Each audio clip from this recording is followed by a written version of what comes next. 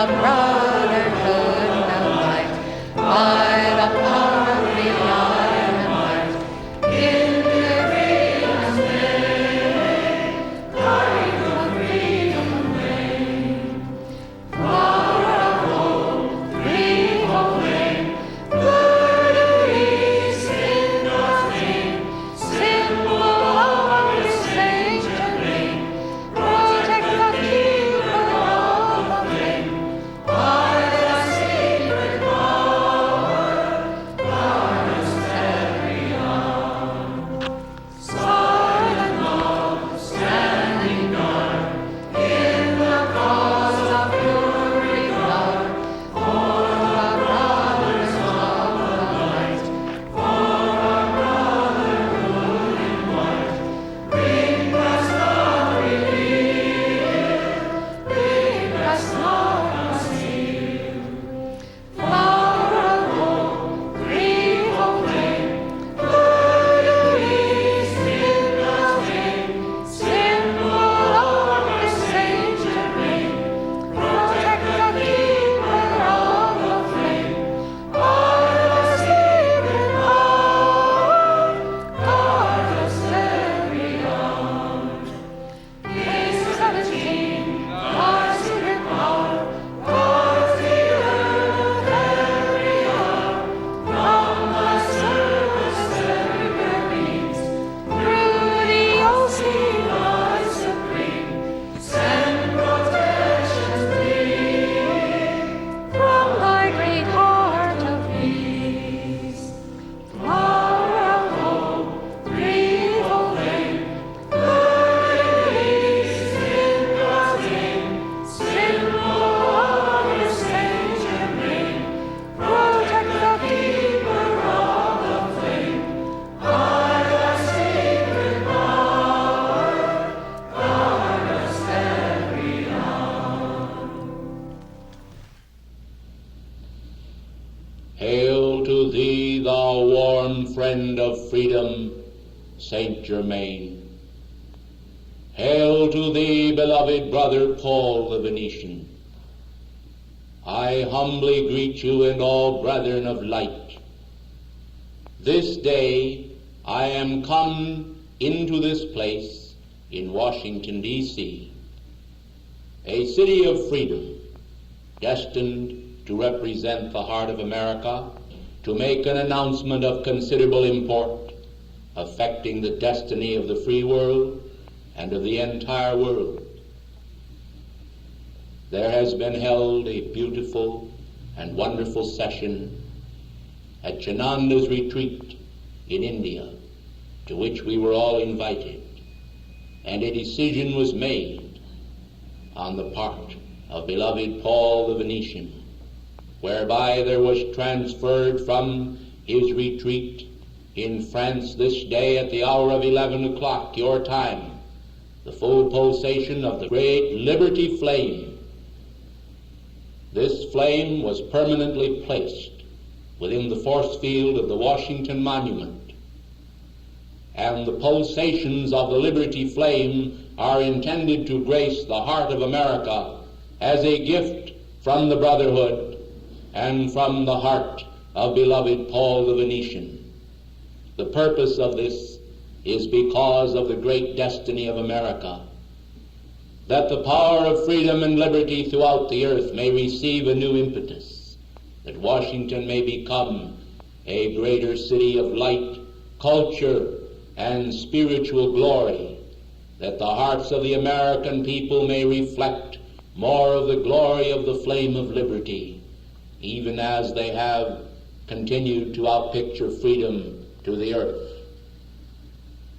This is a precious gift to the heart of America, and it is given as a treasure from the heart of France, from the spiritual government of France to the spiritual government of America. America, we salute you in the name of God. In God we trust is the motto which is placed upon your coins. Well, beloved ones, let that now be placed upon the hearts of every man, woman, and child who love freedom, For only in the mighty I Am presence can the power of the fullness of freedom materialize, manifest, and graciously deliver the entire world into the beauty of Saint Germain's golden age. As I pass to and fro throughout the great nations of the world, and behold the manifestation of human discord, the wretchedness of so-called modern diplomacy, with the deceits presently practiced by many of the heads of state, I tell you it is an appalling thing and demands a challenge to the youth of the world to repudiate that which has been far too long in vogue, the practice of diplomatic deceit, and the institution of integrity and honesty in international relationships, whereby the glory of God can be served and the family of nations prosper, because of the pure flow of love's determination between the hearts of men and between the hearts of the nations to glorify God and to lay aside those garments which desire to accumulate individual gain at the expense of another. Won't you please be seated? You have honored Saint Germain. You have honored the nobility of Paul the Venetian. You have honored the brotherhood through standing and offering your energies and love because of the beauty of this treasured gift. But, beloved ones, there is a way more potent still by which there can be brought about in the family of nations tremendous changes that will enable the plans of the ascended masters to be fulfilled. And that is for all men of intelligence and devotion to recognize that faith without works is dead, and to begin to gird up their spirits for a specific purpose, the outpicturing of liberty and freedom upon earth, not by mere words, but by deeds. Precious ones of the light, I would like to point out to you that you have fulfilled a portion of that obligation this morning, for the energy you offered in decrees is a means whereby you, as the individual monadic expression of deity, have invoked from the heart of that deity the purity, the love, the devotion, the transmutation you desire for the earth. This then is a tangible manifestation of the faith that is within your hearts. Beloved ones, it is most easy to behold throughout the earth, at the contests and sports, the tremendous crowds assemble and gather, and they shout for the winning team. Sometimes they shout for the losing team. It depends upon where their loyalties are. Beloved ones of the light, where are your loyalties? They are to God, and therefore when you come together into one place to solemnly offer the heart flames of your immortal beings to God through the power of the spoken word, this is to dignify all men and vest them with those garments of immortality which we wear.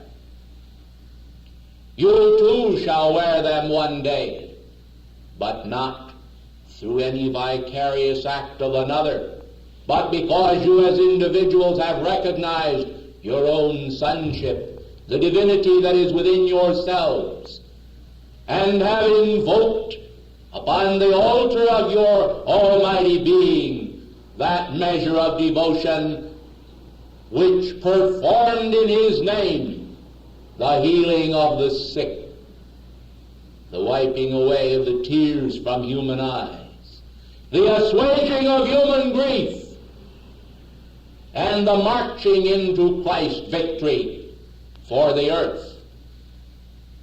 These are not won, precious ones of the light, without some measure of sacrifice, because individuals have created, through the power God gave them, momentums which confine them to a certain habit pattern, and it is difficult for them to break the habits of the centuries and almost millenniums.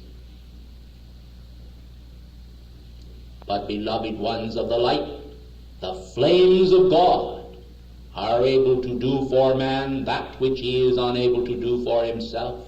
And therefore the invocation of those flames is ever so important. And the work, the service to God offered by your decrees is important.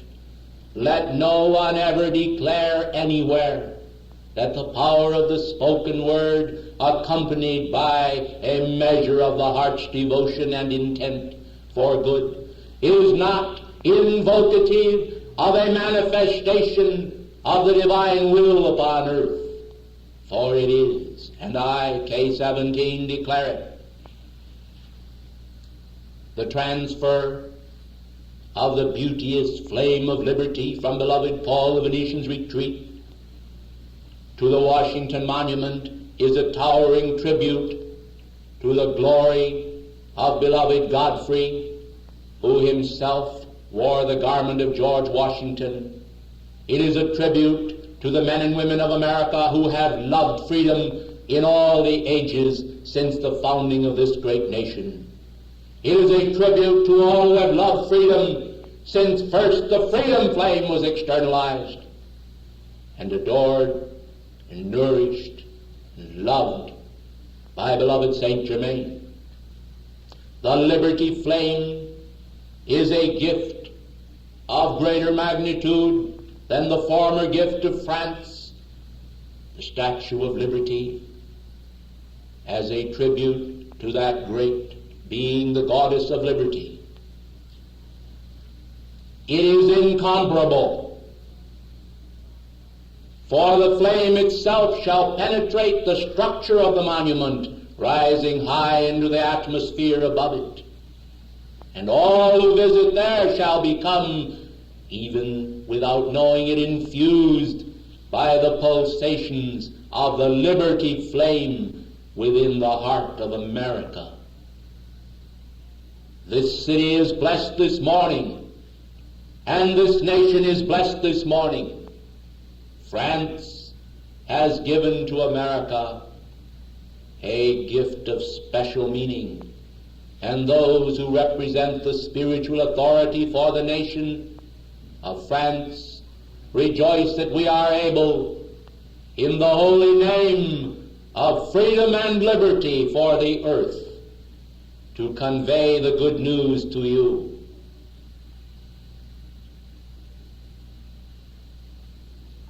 As I have recently walked in my tangible body through the chambers of the United Nations, I am aware of the discord which is projected against that august body. Beloved ones, bear in mind that noble ideals were given to men and women to externalize. If men and women do not measure up to the full stature of their ideals, it is not meet to destroy the ideals. It is better still to call for a transmutation of those elements within mankind and society which prevent the manifestation of the nobility of those ideals. Consider for a moment the Constitution, the Bill of Rights, those instruments that are so sacred to the heart of true Americans everywhere. Beloved ones, simply because some Americans in foreign countries and at home do not behave in accordance with the Bill of Rights, with the Constitution, with the laws of this land, is no signal whatsoever to anyone anywhere to bring disrespect to America. These people have brought disrespect to their own being. It is true that man abroad and throughout the earth tend to misinterpret and to consider that any American citizen traveling anywhere upon this earth is representative of his nation. And therefore, if they behold that individual behaving in a manner not in keeping with the laws governing mankind, they are prone to feel that America is guilty. It is not true.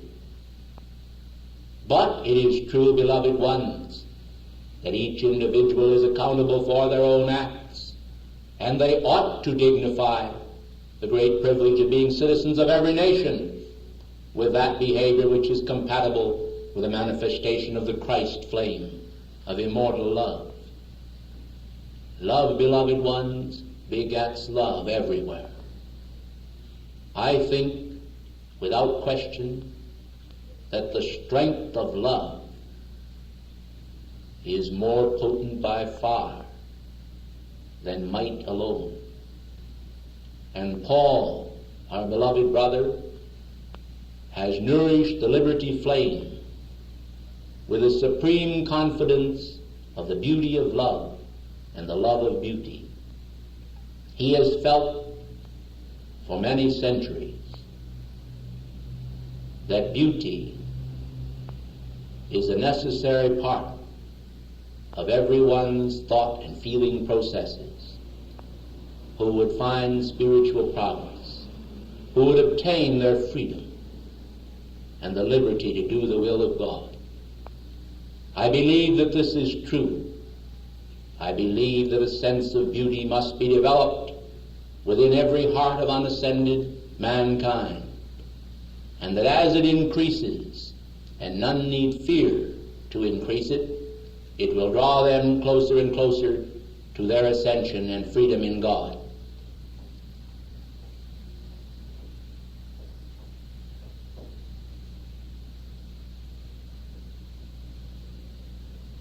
I pause for a moment that you may reflect upon the immensity of the gift that was given to this nation.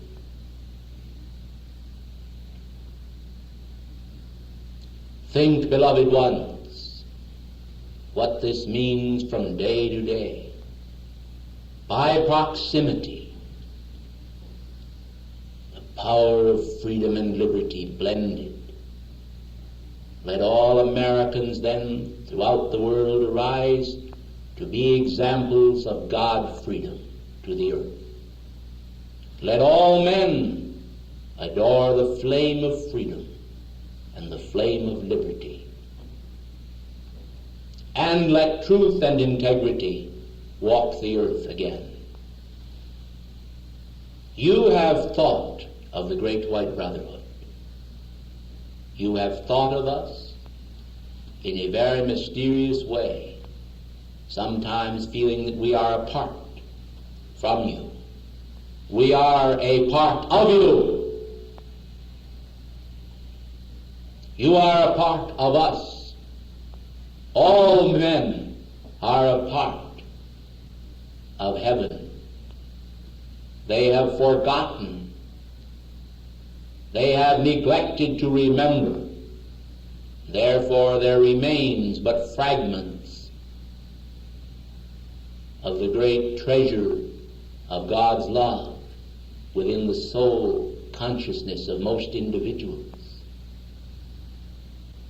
They have forgotten the days when they stood within the heart of their white fire body, sons of God, before the heart of the Father, long before they took form in mortality.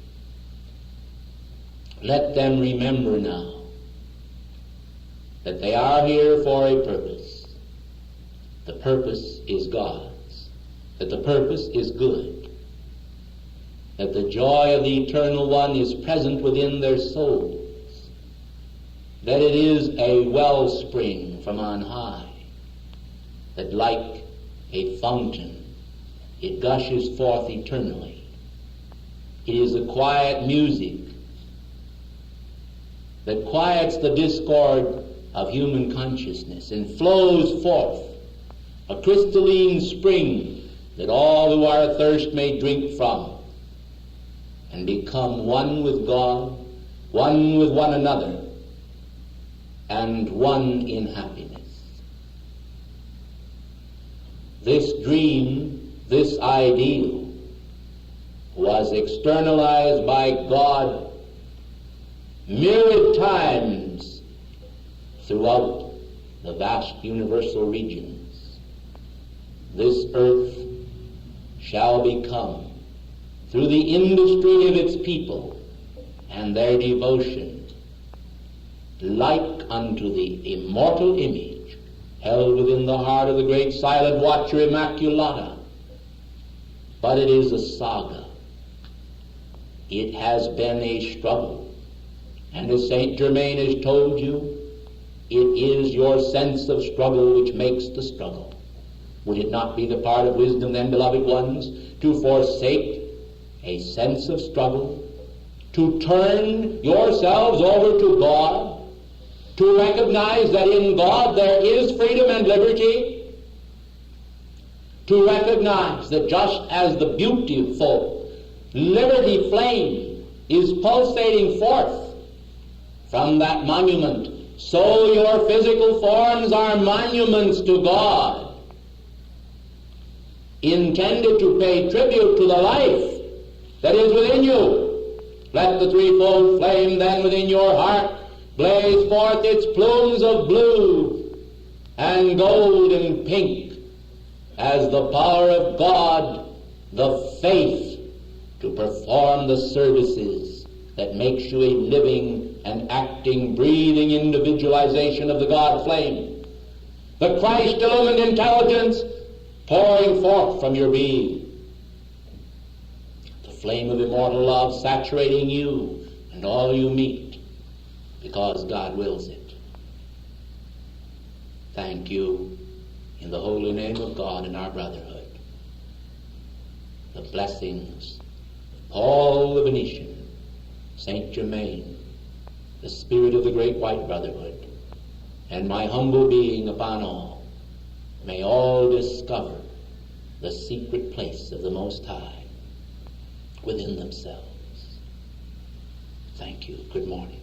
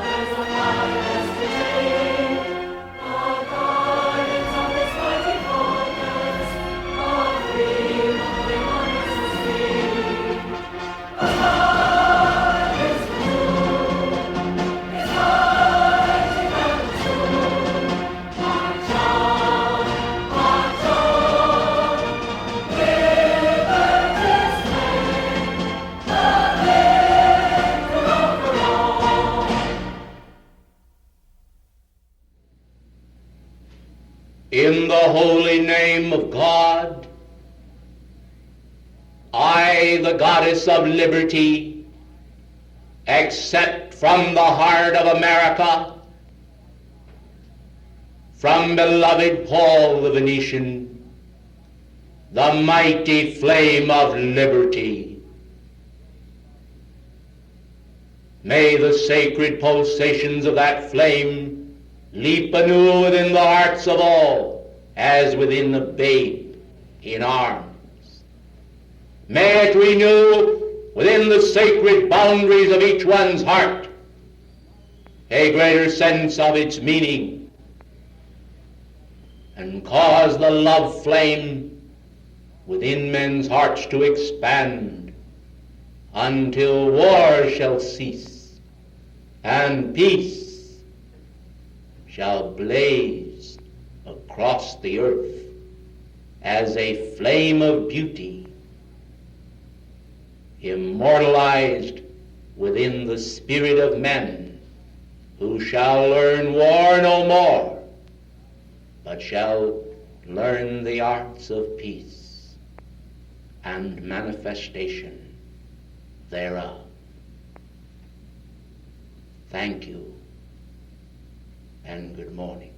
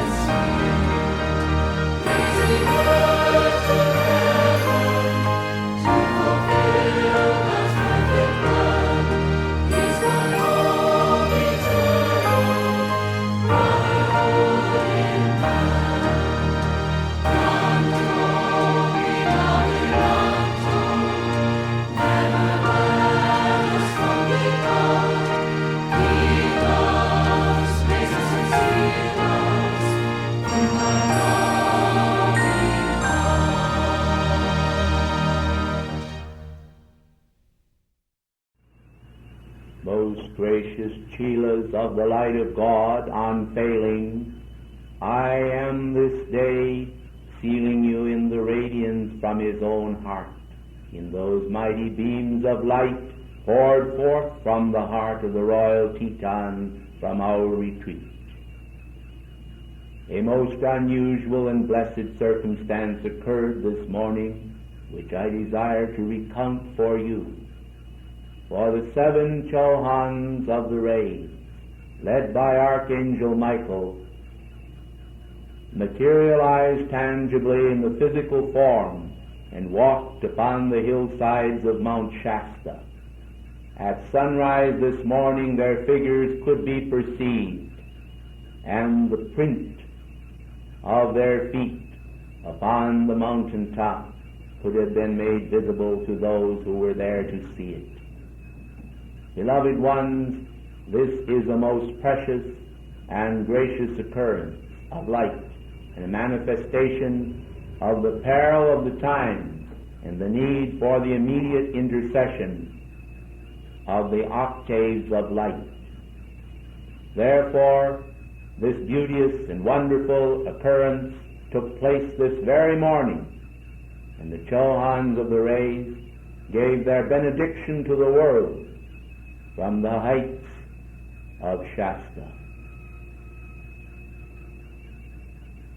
May the tangible light rays which they wield and the spirit of the great white brotherhood be spread abroad now across the face of the earth.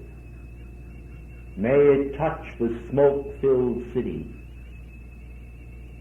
and the gloom of human thought, oppressed too long by concepts of error and distortions of the human imagination.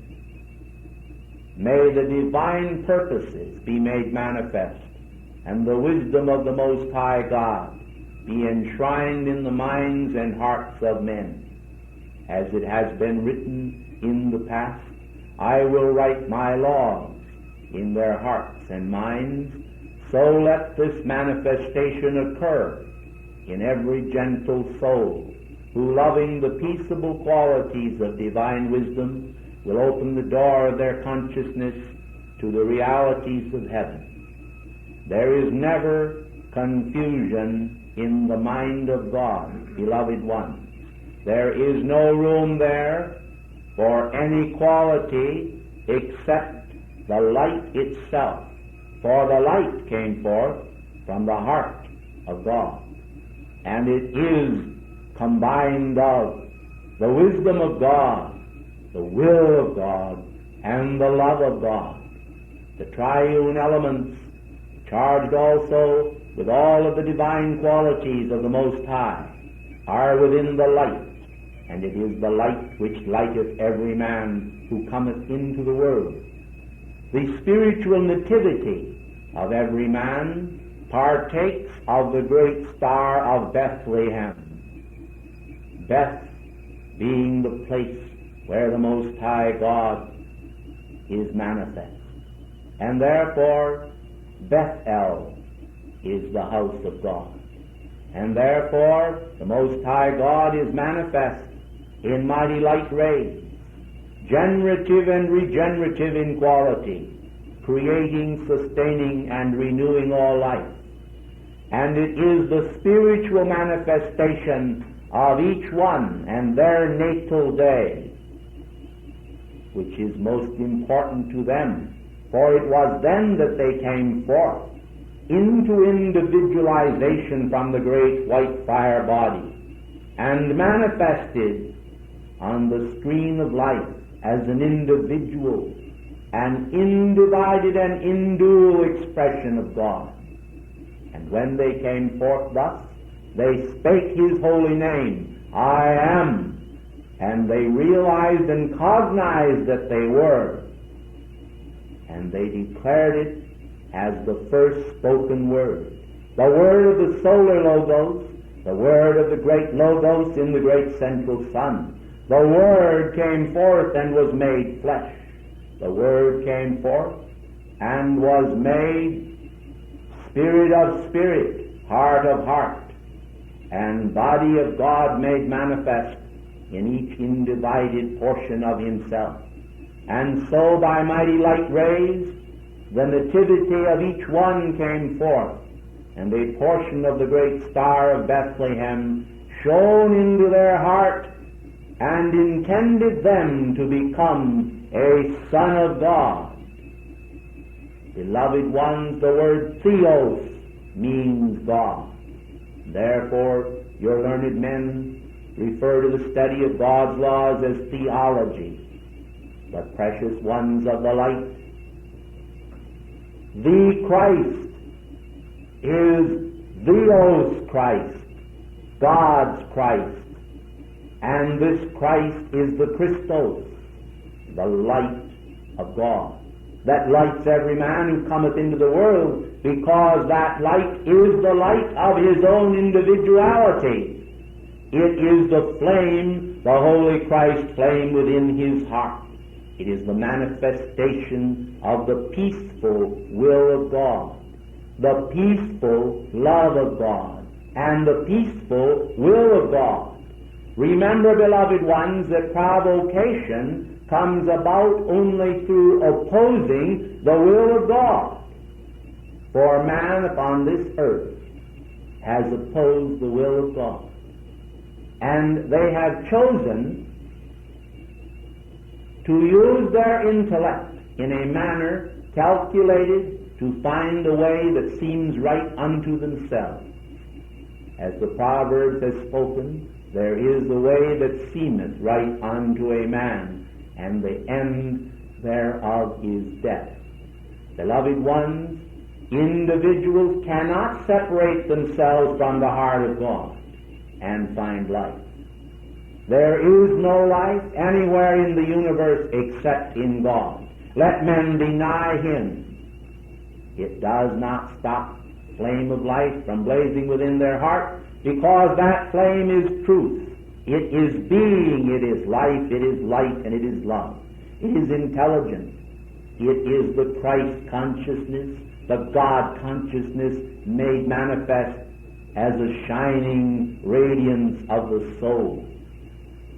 Precious ones of the light, it is the human momentums which have caused mankind to block the passage of the light. The earth would long ago have emitted its mighty light rays and sustained its solar tone within the solar system if it had not been for the weight of human discord blocking the passage through the body of the earth itself, the physical earth, the great globe, the planetary terrain. All of this has been affected by the mass thoughts of man, who as a creator has often unwillingly yet viciously tried to thwart the very plans of God, who gave him birth and sustains his life.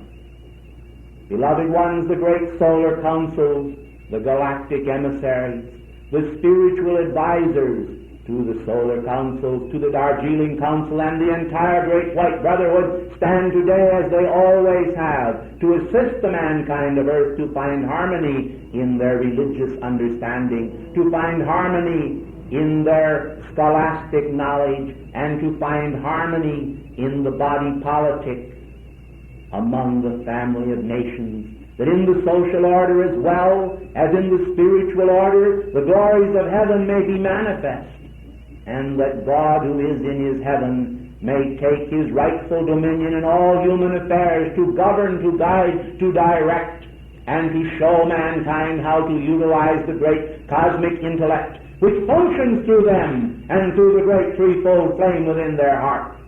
It is this manifestation of God within them which adores the great presence of life. And I would like to speak to you now concerning the meaning of cosmic beings and the ascended host. Beloved ones, when you were cradled in your mother's arms, and when you as individuals first opened your eyes upon the planetary scene in this embodiment, think you that you witnessed a perfect world? I refer now to the outer conditions of which your Holy Christ self is aware. Did you come into a world where virtue was externalized by everyone you met? Or did you come into a world where discord was rampant, where greed, selfishness, and the desire for individuals to themselves in some way take honor and glory was rampant? I think that all of you recognize the meaning of what I am about to say, at least in part. You came into a world flooded with human discord, and as you gazed upon it, you outpictured some of that discord. Mankind also, because of the great nearness of the mighty threefold flame within their heart, outpictured the Christ consciousness in part. And so man has been a mixture of good and evil in manifestation. Yet, within, on the inner planes of great cosmic movement, man as a manifestation of God is wholly good. You remember the words of the Christ, "Why callest thou me good? There is none good but one, that is God." And yet all of you know the stature of the Christ, and therefore you realize why he spake these words. And therefore I am coming today to acquaint you with the fact that most of you early in this embodiment and throughout most of this embodiment were not made aware of the stature of ascended beings, except perhaps those individuals made known to you, such as the Christ Jesus, the Buddha, Mohammed, and other figures of world significance on the historical religious scene. And therefore mankind, having a dearth of spiritual knowledge and a little knowledge of the meaning of sainthood, proceeded forth to struggle against great odds. And yet today, blessed ones, you are here in this city, sitting together in these places, scarcely aware of the great cosmic dimensions and blessings that are being bestowed upon you by being able to hear from us directly. I am here this day to speak to you of cosmic beings beyond the comprehension of man. Precious ones of the light, the natural order of the world, that which sustains your body, the food you eat, the spinning of the garments you wear,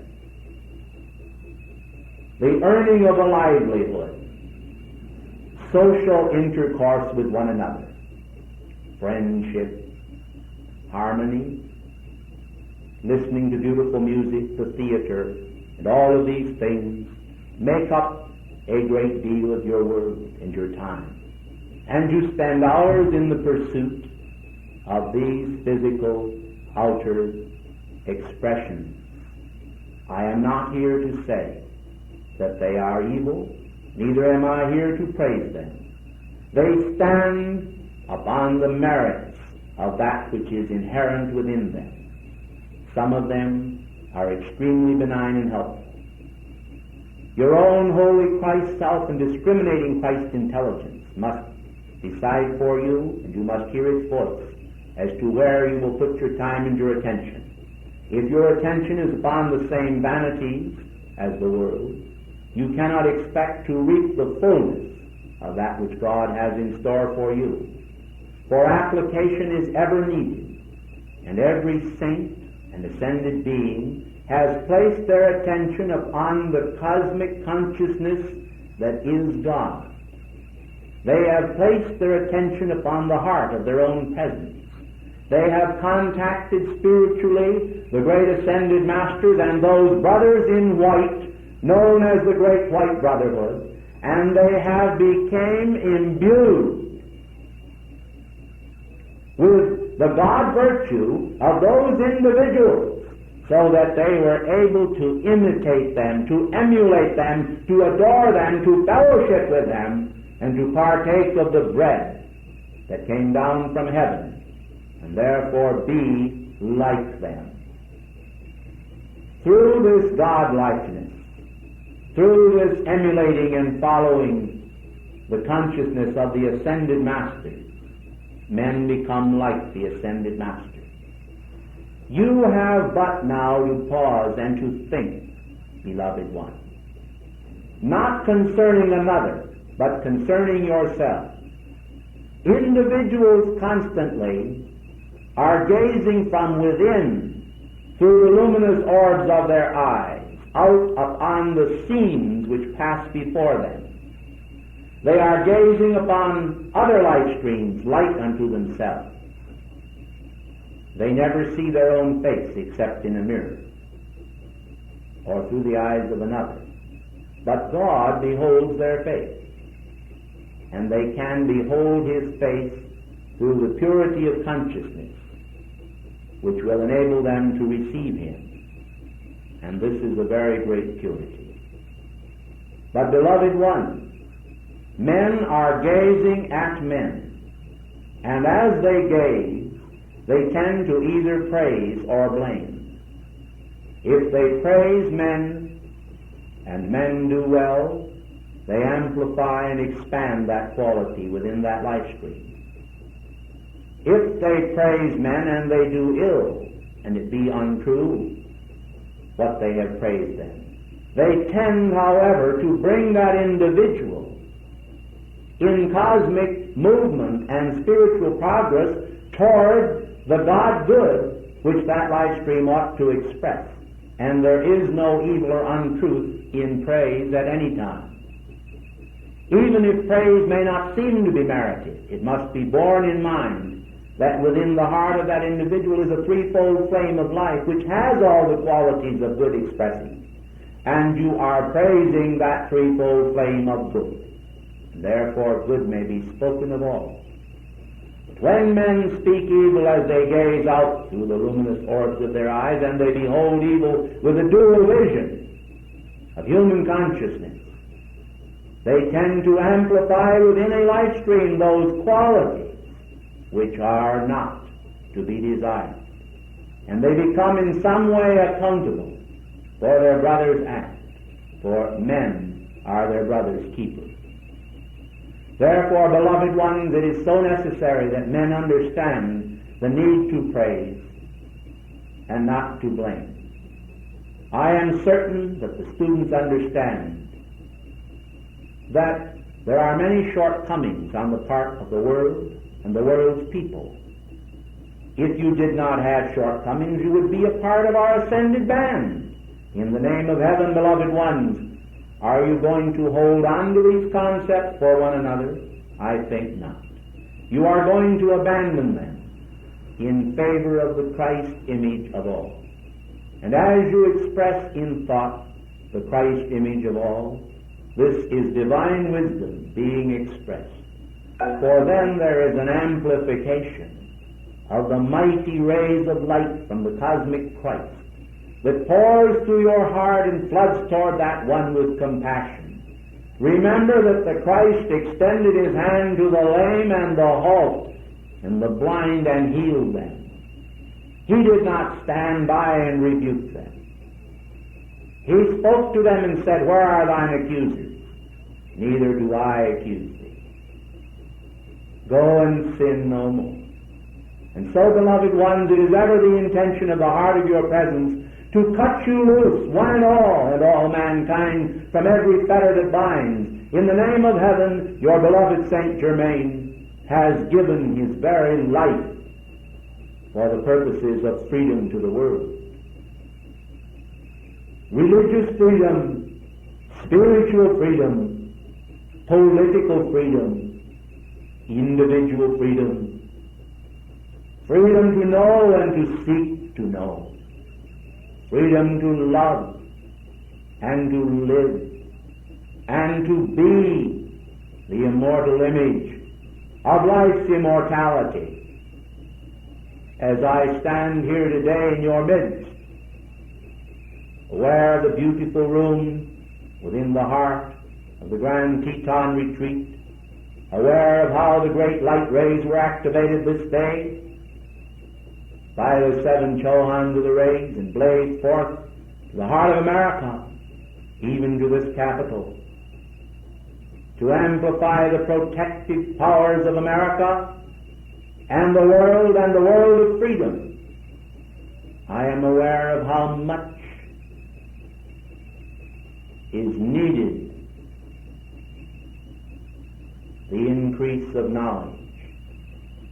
Among the students of light and the increase of understanding of the functions of cosmic being. Beloved ones, you gather in your great music hall and you listen to concerts. You sit within your temples to worship. You come together to hear the bands play. You watch the flags go by.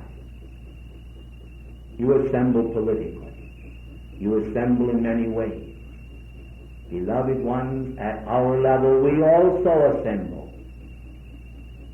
And there are many gathering together of spiritual beings for wondrous cosmic purposes. I wonder sometimes if you, beloved mankind of earth, are fully aware of how the plans of God did not intend man to walk in shadow, but to evolve rapidly into his spiritual power and progress. Mankind, unfortunately, through the misuse of free will, have erred and continue to err. This is not the purpose or the plans of heaven. And therefore, beloved ones, the master plan of God is not outpictured by men, but it is outpictured by us. In the great cosmos, the cosmic emissaries use the great solar highway, and spiritual beings move. As beloved Saint Germain told you long ago, of how the holy Kumaras from Venus came to the Grand Teton retreat, and the various other exploits of the cosmic emissary. Beloved ones, the gathering together of the ascended beings is wonderful, and we do not need to partake of food to sustain us. We do not need to worry, beloved ones, or be concerned about our garments. We do not toil. And yet we serve, and our service is no toil, because it is a service of light. Beloved ones, remember the words of the Christ. My burden is easy, for my burden is light. I ask you, is light possessed with a quality of weight, or is it weightless? I think you will agree that a beam of light is weightless. For practical purposes, beloved ones, those whose bodies are like light find no difficulty in moving about. Therefore, beloved ones, when the great divine supreme intelligence begins to function through you, as it does through us, you will pass through these walls or through the walls of buildings with as great ease as a sharp knife passes through a cake.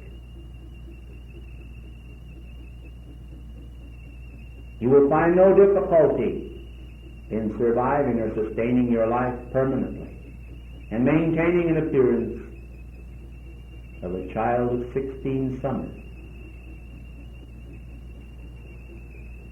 All life will bow to serve you, because you have first bowed to serve it and vowed to serve it. It has been accepted by the hierarchy of heaven and exalted in the ritual of the ascension. You have great cosmic initiation that cuts you free forever from the thraldom of this world. All this is worth waiting for and worth striving for. But beloved ones, you are unselfish in heart, and you will share this with others. And the purposes of the summit is to provide a platform where those of like mind may come together, free from human ideology and conflict, to worship as the dictates of their conscience may affirm, to sustain their love for all, and to provide an avenue for expanding the never-failing light of God among men, not for the glorification of any individual personality, but for the expansion of the Christ flame in all. There is an awesome responsibility bestowed upon all, but they must find within their being a measure of the stature of a man, and that man is the Christ. If they measure lesser men than the Christ within themselves, it will always be short of the mark. But if they measure the stature of the Christ, it will be a cubit and a half, and a cubit and a half, and a half a cubit. It will be all that anyone could desire. It will be the squaring of the circle, the completion, the symbol of immortality. It is only in lesser manifestations that mankind shy away, for they know that the lesser manifestation than perfection is not the perfection that they desire. And they yearn to express the image of God among men. As I long to speak to you today from the royal Teton and from its heart, and as I pour the great light rays upon this platform to sustain the wisdom of God here, I cannot refrain from thinking of my people in China, those of us who had embodiments in the Orient, yet feel a strong pull for the hearts of its people. And therefore today, I ask you to call for this day and for the freeing of those that are dominated by the Chinese communists and the communist cause. Cut those people free, that China may expand its wisdom ray, that the golden age may flood forth through the golden countenances of a happy people in China. Let there be oil, spiritual oil, for the lamps of China's people. Let the flame of life blaze within them. Let the flame of cosmic illumination illumine them. And let them understand that not collectivism, but divine individualism is the intent of Almighty God for all on earth. That in the divine individuality, whereby man becomes one with God, all become one with one another. That there is no forced or violent system whereby individuals can be made to be free, but a divinely intended system whereby men elect to be free and perform in wisdom's way the necessary functions that shall bring that freedom about. Then be at peace today, beloved ones, as much as possible. In the face of all outer world conditions, you are a focus for the golden oil of peace. And as you are peaceful and quiet and lovely within your own heart, you provide a focus for us to blaze out our light, illumination's golden flame, and to pour the golden oil of peace upon troubled hearts and bring a great river tide of peace to the world in its hour of need. Remember this, beloved ones. Remember that you are swathed in immortal garments. You are enfolded in golden robes of Christ's radiance. And that radiance comes from the heart of the mighty I Am presence in the great central sun. I thank you and bid you good afternoon.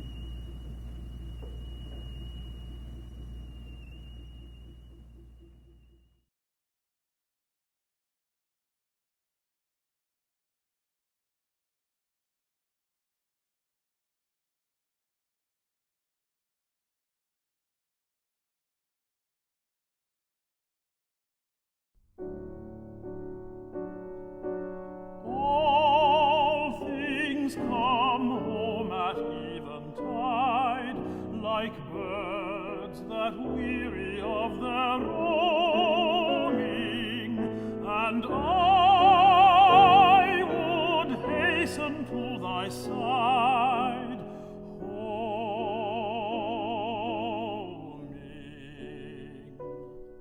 O dearest, I have wandered far, from daybreak to the twilight gloaming. I come back with the evening star, homing.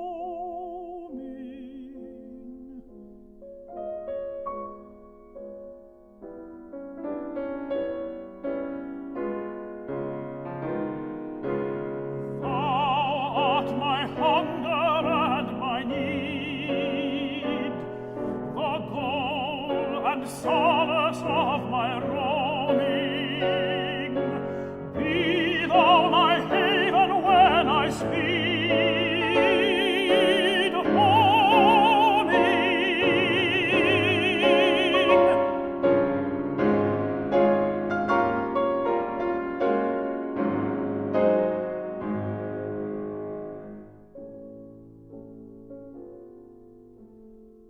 All things come home at eventide, like birds that weary of their roaming, and I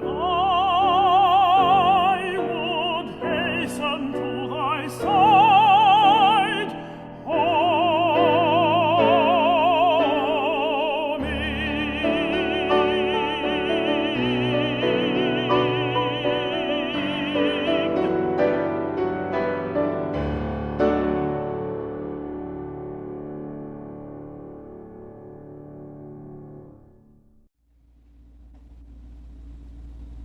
By the sweetness of the sacred breath, men partake of the sacraments of God, and they are bound together by what may seem a vapory cord, but one that endures beyond the pyramids. The bands of light and love and the radiance of the Holy Spirit extends itself and is manifest in every life, even a buttercup, a tiny moss rose, a bit of ivy creeping up an old stone wall, or a tiny babe, a pine tree, or any other manifestation of life. All are part of the sacred fire breath of God, and all are consecrated at inner levels unto God, the Creator of all. Therefore, just as there is nothing new under the sun, so there is no evil under the sun. But there is only good. Injustices may manifest temporarily as thorns upon the trees of life and briars upon the pathway. But their end shall come, and blunted they shall be by the great release of assistance which is given from the divine comfort, flame of God. The comfort flame of God blazes within your heart. It blazes within the heart of all mankind. Just as there is no special pride that would distinguish one man or woman from another, so none may feel that this flame is less in manifestation because it is universal. For to each one it represents for them the God flame of their existence. And therefore to them it is sacred and ought to be so esteemed in all. When men behold the flag of this great nation, America, passing by, and they desire to salute, they salute not just the bunting flapping in the wind, but their hearts are saluting and honoring the banner of freedom and all that it represents. The standard of God, most excellent, abides in all in the sacred banner of comfort, manifesting as a flame within their heart, and therefore no one is truly bereft of comfort, for all have it within the very pulsations of their life. The comfortable rhythms of existence, the maintenance of all that is good and beneficial to their world, as it constantly outpictures and bestows the fruit which God intends upon all. Let all then have and hold a spirit of thanksgiving, a spirit of eternal gratitude for all that has been given, that that which has been given may be magnified and expand still further.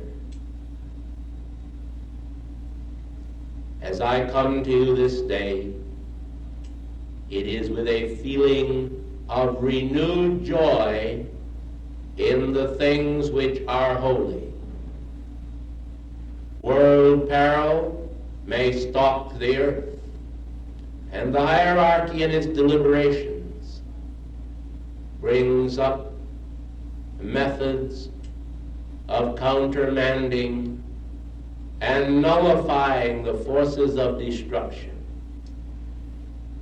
Just as swiftly as we at our levels nullify and blunt the thorns of individual in destructive forces, so swiftly do mankind spawn them again. And in this senseless and ceaseless outpouring of destructive energy, mankind have made a bed of spikes on which the world has lain far too long. God, the Holy Spirit, the comfort flame, desires to bring the comfortability of divine grace to all life. To be comfortable and to make others comfortable, to be thoughtful, to be considerate. These are all qualities of the ascended Master's octave. And wise are they who avail themselves of the privilege of dipping in the fount of comfort and sprinkling abroad that true holy water of cosmic comfort which sanctifies both the one who bestows it and the one whom it is given to. The world today forget at times to remember all that they have been taught of divine grace. The meaning of the Beatitudes as expressed by the Christ upon the hillsides of Judea is lost in the nearer view. The nearer view, that which seems close, the temporal moment. Strip then those temporal moments and those briars which are so apparent in your immediate world from your consciousness, and gaze in a peripheral manner, forward and backward, up and down in all directions, and behold the wonderful comfort of God manifesting as a luminosity, present in time and space, here now, and out to the farthest star. The radiance of God is real.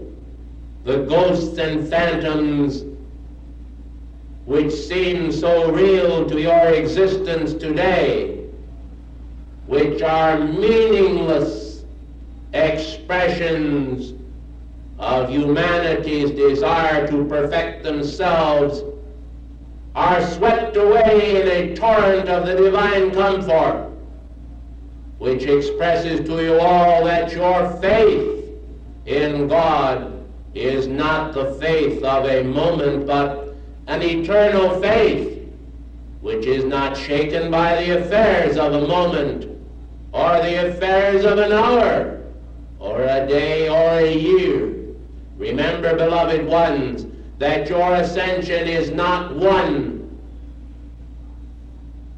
based upon a chip floating upon a pond, or a straw dashing madly over a torrent. But your ascension is won by the quiet acceptance of your holy and immediate and eternal presence, which feeds into your world the energies of heaven, that you may maintain their quality and not express the qualities which the carnal mind desires you to feel and express. Do you see? Therefore today, as a father unto his children, I caution all to observe and to comply with the mandates of heaven, and accept the tremendous impetus of comfort which is given from the heart of God to every child, in order to perceive that that child is placed in their rightful position in life here and in life to come. Oh yes, beloved ones, the Father is interested in placing each child of his heart in their rightful place, and in bringing to them an understanding of how they may be a comforting presence to life. If then the very ones that we rely on shall depart from the wisdom and thoughtfulness which they ought to express, and thereby bring discomfort to another part of life, is this not bringing discomfort unto themselves? I ask you, beloved ones, can the law ever be broken? I think not.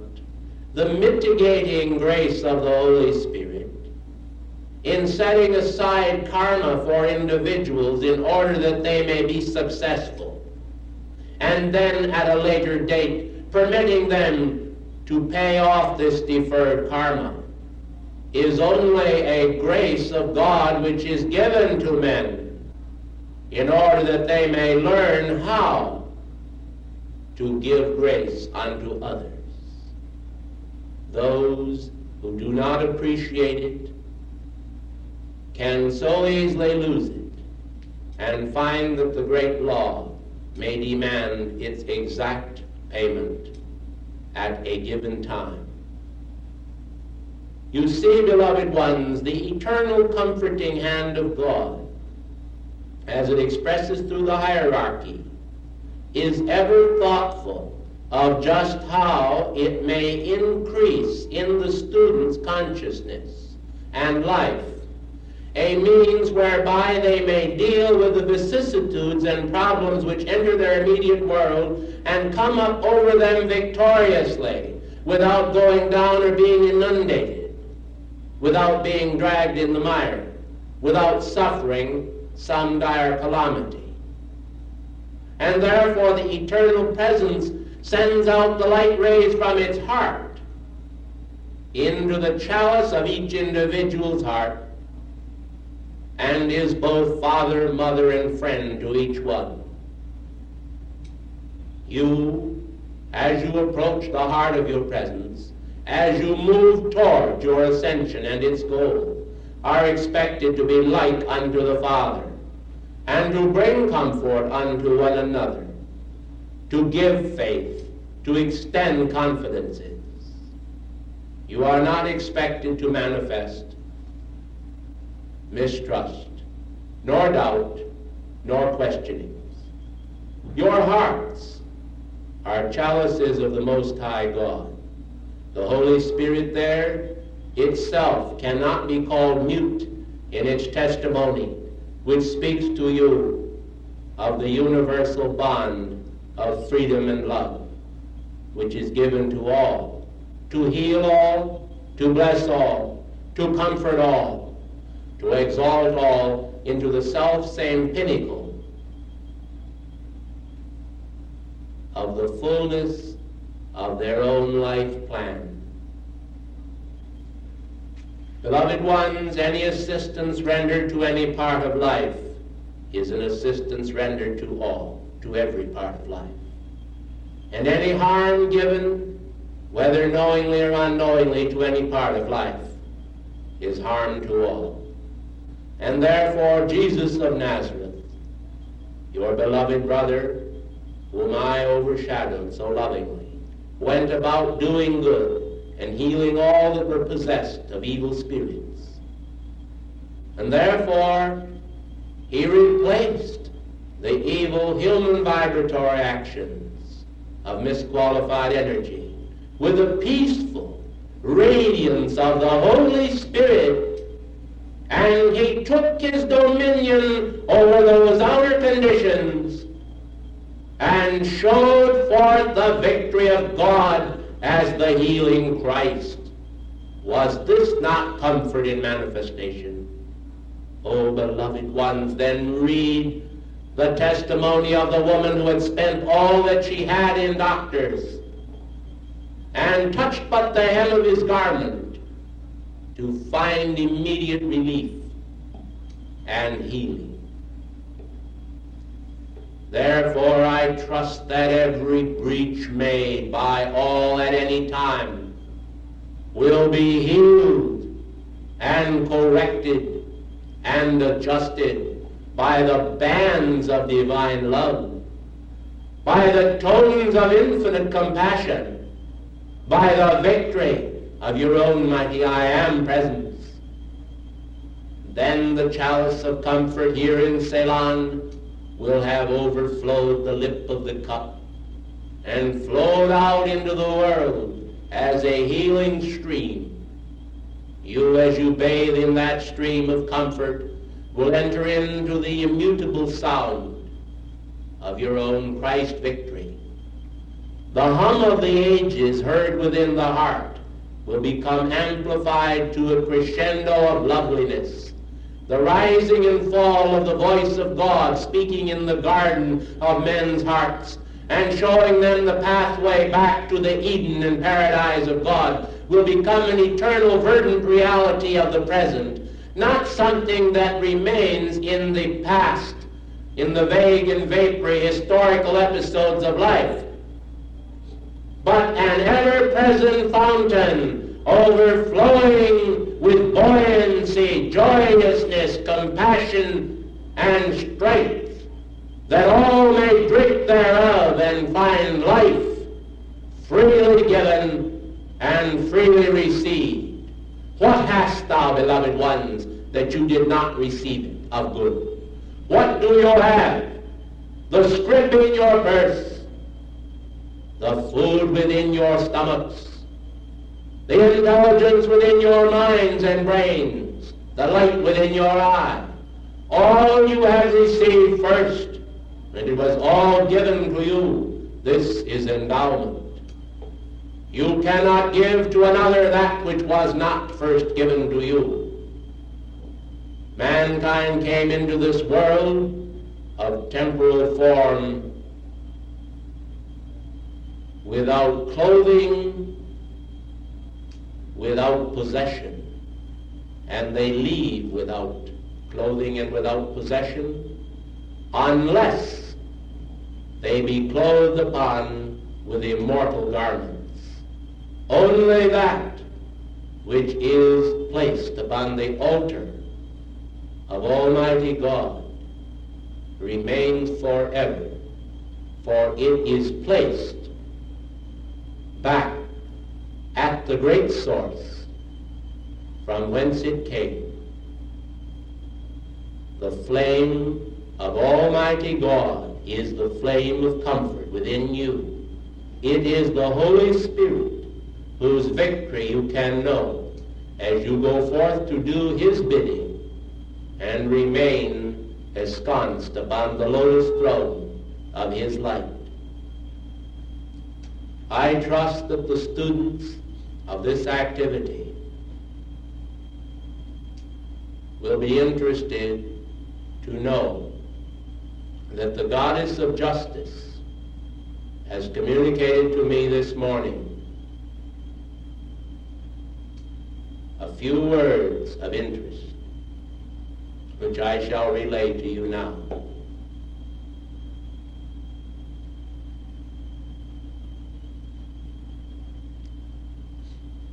The faith, which is the substance of things hoped for, is present, governing, guiding, guarding, and directing the staff of this organization.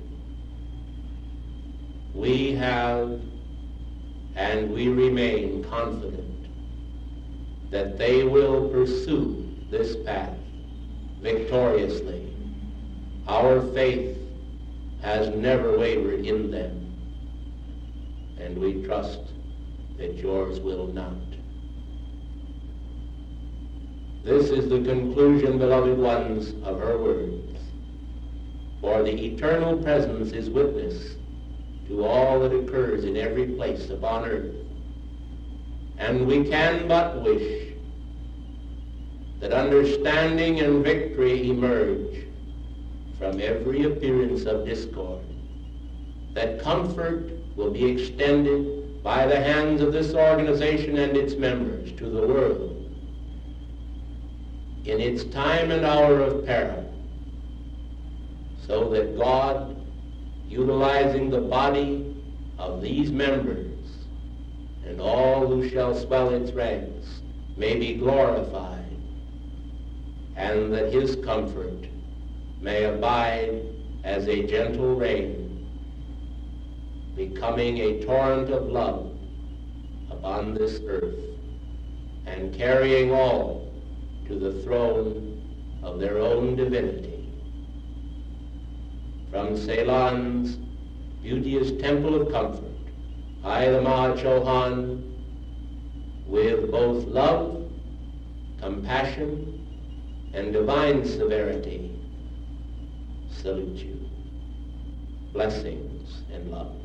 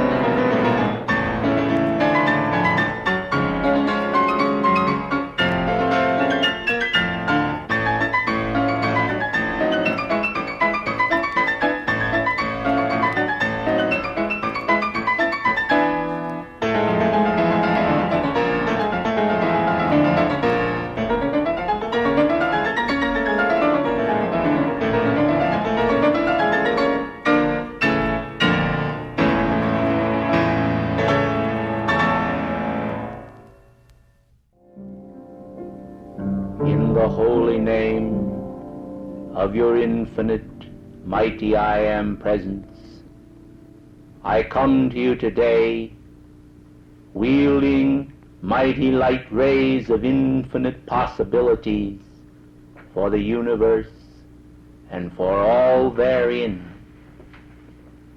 Beloved ones, this is your home. You abide in the heart of God. You abide every moment in the heart of the fullness of your presence, in the heart of the fullness of the perfection that presence is. There is never a moment when the presence is not aware of all of the parts that make up the glorious creation which was sent forth by the Word of God, made flesh and substance by the fiat and command of immortal life, desiring to create and performing that sacred rite, the ritual of creation, whereby from the unformed there comes into manifestation those images of the heart of God. You then, beloved ones, are the fullness of that heart, if you will only but realize it.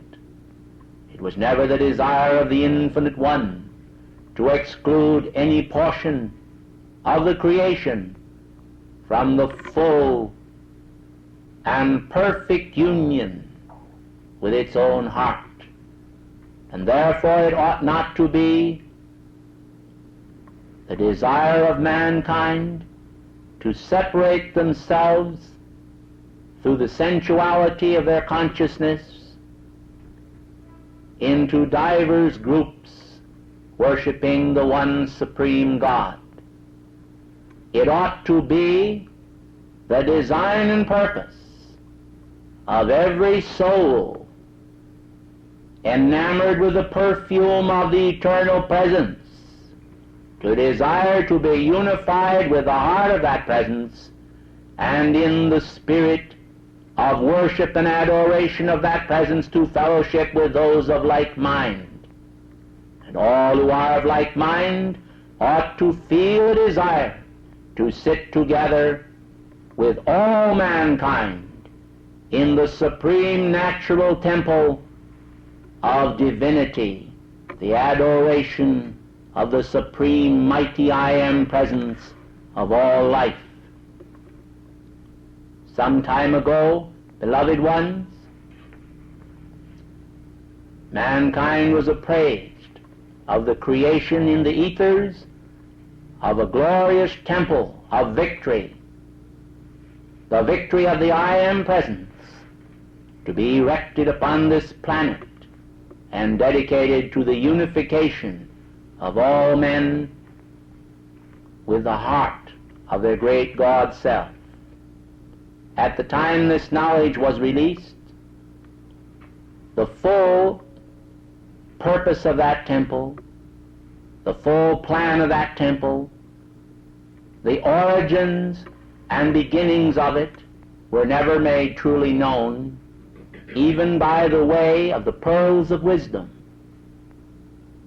But I would like to tell you that the God design for this temple came from the heart of that great being, mighty victory, upon the planet Venus. And because of the humility of his being, he did not specifically cause to be released the full understanding of that. But I am permitted today, by the powers that be, the powers of light, to reveal that this precious offering came from the heart of mighty victory, and is therefore charged in the etheric realms with the full power and momentum of the Spirit of victory himself. I think therefore that those of you who desire to see this temple become a reality upon this planet will desire to unite with the Spirit of victory.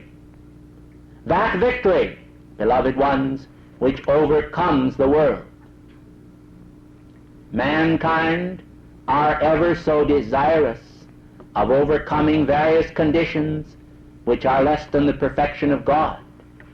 Sometimes, precious ones, it may be a habit such as overeating or overindulgence in some particular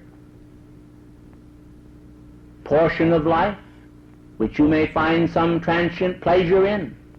Well, beloved ones, the victory of your presence is able to give you the power to overcome all unwanted habits and desires. In the heart of your presence there is freedom from all binding conditions. Now it is true, precious ones, that as you enter into and ascend in consciousness into the heart of the presence, you feel the full power of that presence, and you say to yourself, nothing shall ever again interfere with my outpicturing of the perfection and the victory of God. I shall not give power to lesser objects or experiences, for I am determined, mighty I Am Presence, to overcome this condition. And then, precious ones, when you are once again brought to the testing ground, where there are arrayed against you the very elements of the human creation which you yourself made, then, beloved ones, it seems before the onslaught of those elements of discord, many of the students do go down temporarily. Now, I have advocated, and I continue to do so, that on each such occasion you immediately get up and go on about the Father's business. Your victory, precious ones, is not won by lamentation or despair or a feeling of unworthiness, but it is won because you continue to seek to express the fullness of that presence. Beloved ones, I want you to see a very precious point here, that individuals, by a feeling of guilt or a feeling of unworthiness, do not evoke from the heart of their presence the spirit of victory that conquers the condition which they wish to overcome. For there is a certain abjectness about conditions of guilt whereby individuals continue to multiply those conditions within their feeling and thinking worlds rather than to multiply the spirit of Christ's victory. And therefore, precious ones, while I do not advocate that men continue to fail in order that they may fall and then get up, I do say to you that when these conditions occur, outside of breathing a prayer for forgiveness, that you should immediately arise and go on as though nothing had happened. For, beloved ones, sometime, someplace, somewhere, you must overcome all these outer conditions, no matter what they are, or how severe you may think they are, or how severe the disciplines on the path may be. You must still overcome those outer conditions. And if you are going to overcome them, you will only overcome them by that formula of stand, face, and conquer. But, precious ones, you must stand and face and conquer where you are. You cannot transport yourself to some exotic desert isle where all will be a utopia of perfection and then expect that you are going to return from that paradise into the world of form as the victor. You must recognize the need wherever you are and whatsoever condition may manifest in your world, that that specific condition must be overcome, and that you are here having these experiences in order that you may have your victory over these outer conditions. Now, some of the students, unfortunately, feel the need to chastise themselves, and some feel the need to chastise one another for an imagined wrong or a real or tangible wrong. But I ask you, precious ones, what power is there in any wrong condition, seeing that God did not create it?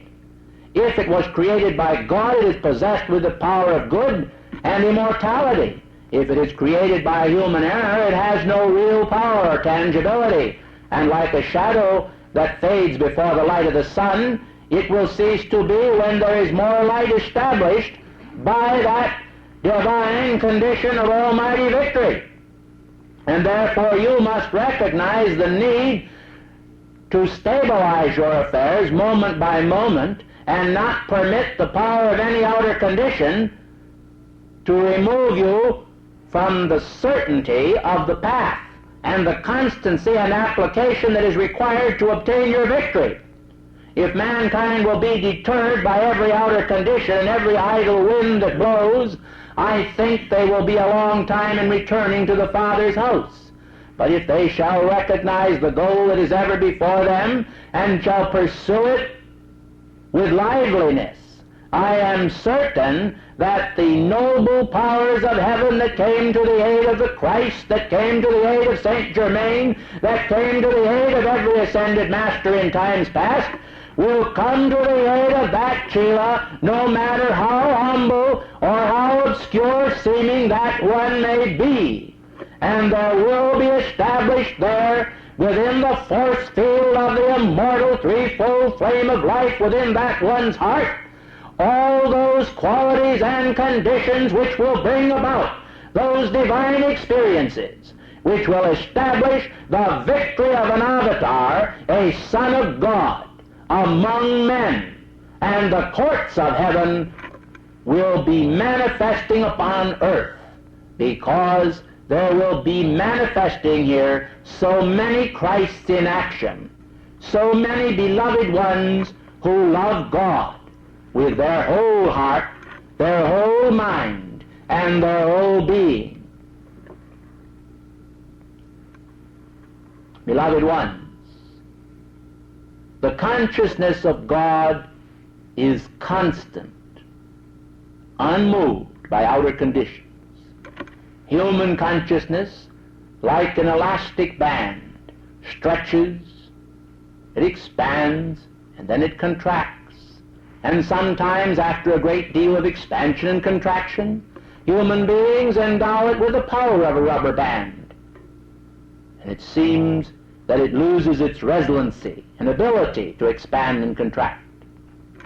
But I would like to remind you that the permanent expansion which all can have with safety is the expansion into the divine Christ intelligence of God. You cannot expand into it too much, for it is infinite. Therefore, beloved ones, I would like to point out to you that the same consciousness which everyone ought to seek is the pure mind of Christ and the mind of God. This intellect and consciousness is borrowed, as it were, or loaned to each one of you for your own use, that you may make it a part of yourself. And after you prove yourself worthy, the chalice of the presence of life will flood forth into your world the permanent gift of the divine consciousness, and then no one can ever take it from you. There is abroad today throughout this planet Earth and in operation a very sinister activity which desires to warp the mind of mankind by the release of psychic experiences and energy into the consciousness of mankind. This is released in various magazines, books, plays, and dramas, which mankind, in their gullibility and lack of knowledge of occult matters, will swallow and become ill because they have swallowed it. I therefore implore the students who are aware of the many needs of the hour to continue to make these sacred calls for freedom for the earth, that mankind may be cut free from all these psychic forces which are not the pure mind of the Christ. The pure mind of the Christ is pure, peaceable, and gentle. It is easy to deal with because it is clear. It is clearly delineated and defined. It is crisp and beautiful. There is never any doubt about the mind of Christ. It is like the perfume of a pure rose itself. You recognize it, and you know that it is not a distillation of the perfumer's art, good though that art may be, but it is an expression of nature and nature's God. And therefore, ladies and gentlemen, you rejoice in the true essence of the rose. You rejoice in the soul of the Christ, the holy Christ flame within your heart. You rejoice in the expansion of that divine science of the Spirit, which transcends mortal concepts and exalts men into the fullness of God's own intelligence. The intelling and whispering of the Father to the Son that imparts the secrets of the universe and their use to a man or a woman or even a child, and shows each one the way that they ought to go.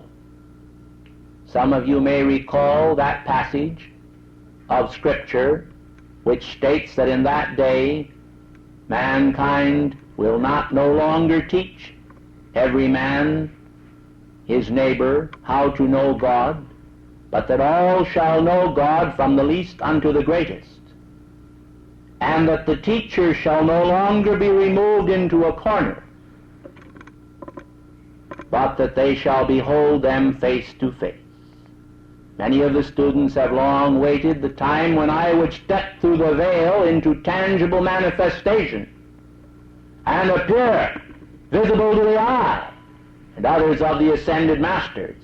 Well, beloved ones, that day may be closer than you expect. I am here this morning to instruct you that the hours are becoming short, and the time of the fullness of perfection for all the life streams upon this planet is shortened. The negative forces have sought to destroy the great cosmic possibilities which we have begun in South America. And every ascended master is concerned and determined this morning to flood into South America a tremendous force of protection. And therefore I have come this morning together with El Moria, together with beloved Jesus, together with beloved Mother Mary, beloved Kuan Yin, and the entire karmic board. And we are charging mighty light rays into the heart of South America, specifically for the protection of that infant civilization which shall be cradled there for the reception of the incoming seventh root race. Precious ones of the light, the God and Goddess Meru are on the receiving end of the tremendous radiance we are flooding forth, and they are anchoring the light rays that we are blazing to the continent of South America within the force field of their retreat at Lake Titicaca. And there is being created a vast force field that will expand through the Amazon River and all of the rivers of South America and gradually spread out until there will not be 1 foot of land or water composing the entire continent of South America that shall not be covered with a mantle of diamond shining light from these light rays. The function and specific charge of these light rays is to engender faith in Almighty God and the power of divinity to triumph in the hearts of the people of South America, to renew their faith in Almighty God and to cause their faith in materialism to wane. At the present time, the reason why some of them have been receptive to the communist doctrines is because of the materialist concepts and concepts of materialism which have crept even into the church circles within South America. There has been great corruption, much to the lamentation of the heart of beloved Mother Mary, who has often stood as a patroness for the entire continent of South America. And therefore today, in preparation for great things which are to come, and mighty deeds which are to be done in God's name, the Ascended Masters are charging forth their protection. And I make this fiat audibly that you may be aware of that and may cooperate with the Great White Brotherhood in establishing protection around South America. Needless to say, the hordes which have camped upon Cuba must be expelled. And it is the responsibility of mankind to recognize the need to call for the expulsion of all those who would harm America, either North America or South America. And therefore I establish here today in the name of God, in this capital of the United States, a focus of the divine intent, which is to keep North and South America pure, for the democratic principles of freedom to remain securely enfolded in the hearts of the people, that they may continue to rejoice in this age and in all posterity to come in the beloved principles of freedom for which Saint Germain gave his life and fortune time after time upon this planet. There is locked within the hearts of everyone who loves freedom and breathes the air of it some concept of what it means to sacrifice for a divine principle and to be reviled and to be unappreciated by any.